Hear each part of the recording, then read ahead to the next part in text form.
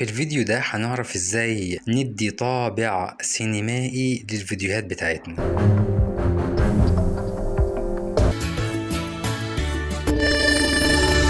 تعالوا نضيف الفيديو اهو اللي قدامنا ده. هسيب لكم رابط اسفل الفيديو تحملوه منه. تمام، وهضيفه عندي للفيديو بالشكل ده. تمام، ده شكل الفيديو. تمام، تعالوا كده من قائمة ويندو نظهر اللومتريك كولر. نبدأ نشوف التغييرات. أول حاجة عندنا البيزك كوركشن، إما إن أنا بغير في الحاجات اللي تحت دي أو إن أنا بختار من اللوت. هنا اللوت دي مجموعة إضاءات جاهزة، تمام، سينمائية جاهزة. هدخل من نن هنا واعمل لها براوز واضيفها. تمام، هسيب لكم رابط اسفل الفيديو في مجموعة اللوتس دول. دي اللي هي البريزيت لوتس.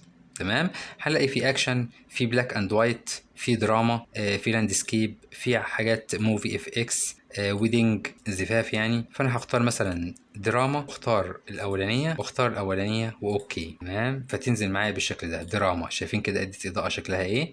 طيب لو لغيتها اهو، شايفين كده اديت اضاءه بالشكل ده. تمام، نضيف واحده تانية اديت اضاءة شكلها مختلف.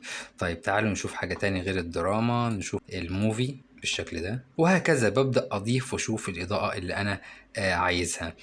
تمام، فباجي من هنا لو ضغطت على نون برجع للاصل بتاعي، وممكن اغير من هنا. يعني ممكن عندي هنا التمبريتشر بيديني درجتين اللون اللي احنا قلنا عليهم، درجة اللون الورم اللي هي الحرارية، اللي هي دي بتاعت الظهرية كده الحرارية، او كده الزرقاء بتديني ساعة الصبحية. تمام، فانا ممكن اغير بنسب معينة. عايز ارجعها صفر تاني بضغط كليكين عليها كده فبترجع زيرو. طيب فانا هزودها سنة صغيرة كده درجة حرارية. التنت برضو بتغير في درجتين اللون دول، يعني كده اخضرار، كده درجة اللون اللي هي البنفسجي دي. بعدين بلاقي الاكسبوشر اللي هي البياض بتاع المشهد. شايفين كده البياض اهو، ممكن اخليه هادي اهو، وممكن ان انا ازوده.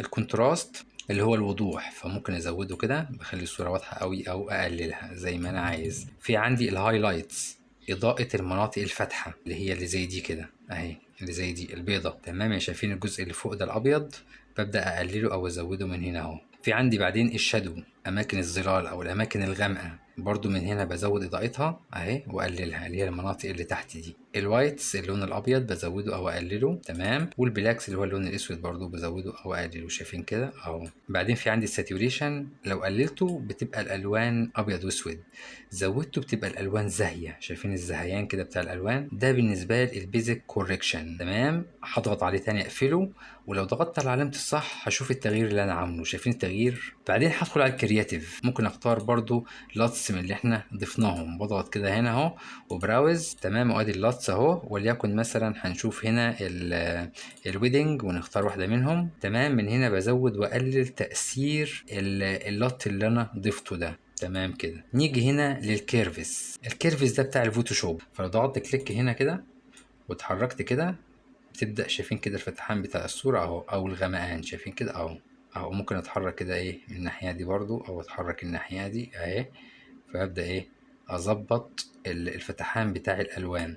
طب هنا الاحمر كده انا بغير في اللون الاحمر. شايفين كده الاحمر بزود الاحمرار او اقلله بالشكل ده أهو. بلاقي برضو الاخضر ممكن ازود واقلل.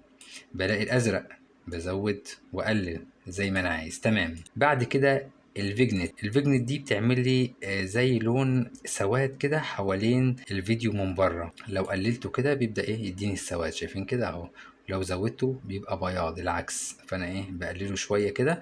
وبعدين في عندي ميد بوينت، المناطق اللي بعد الحواف، يعني الاولانيه الاماونت شغاله في الحواف من بره، الميد بوينت جواها شويه، يعني المناطق دي كده اهو كده. بعدين في عندي الراودنس، لو غيرت فيها كده اهو فبيبدا يغير في ايه الدوران اللي في الحواف ده، درجة الدوران اللي في الحواف. بعدين الفيزر برضو لو غيرت فيه بيبدأ يديني النعومة. شايفين النعومة دي اهي، شايفين خط او بيبقى ناعم. شايفين النعومة كده، دي نعومة في الحواف.